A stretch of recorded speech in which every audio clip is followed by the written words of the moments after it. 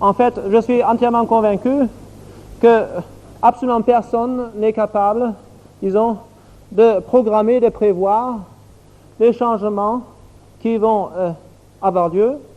Je pense que la complexité des problèmes planétaires, elle est si grande qu'elle défie absolument les capacités d'analyse mathématiques ou expérimentales. En fait, nous sommes dans une situation où les méthodes de sciences expérimentales nous servent pratiquement à rien, parce que finalement, une planète Terre, il y en a une seule, et une situation comme la situation de crise où nous sommes maintenant, elle a lieu une seule fois dans l'histoire de l'évolution.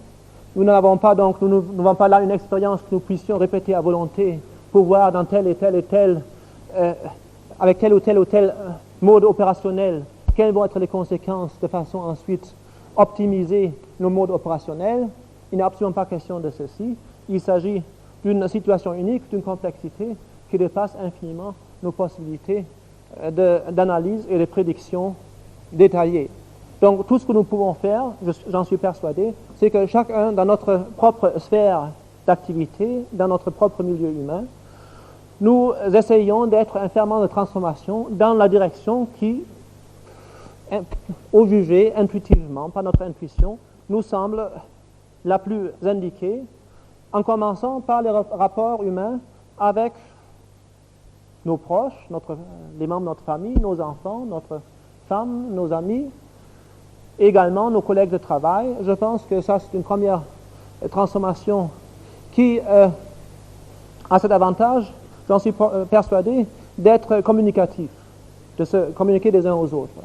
Parmi, disons, les transformations à effectuer précisément, il y a, je crois, le dépassement de l'attitude de compétitivité entre personnes, le dépassement de l'attitude du désir de domination des uns par rapport aux autres, qui engendre d'autre part le désir de soumission à l'autorité. Je crois qu'on a là deux aspects de la même tendance, et également, et peut-être surtout, l'établissement, disons, de la communication entre les personnes, qui est devenue extrêmement pauvre, je pense, dans notre civilisation.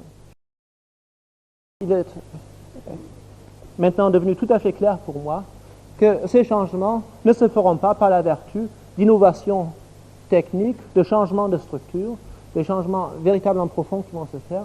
C'est un changement dans les mentalités, dans les relations humaines.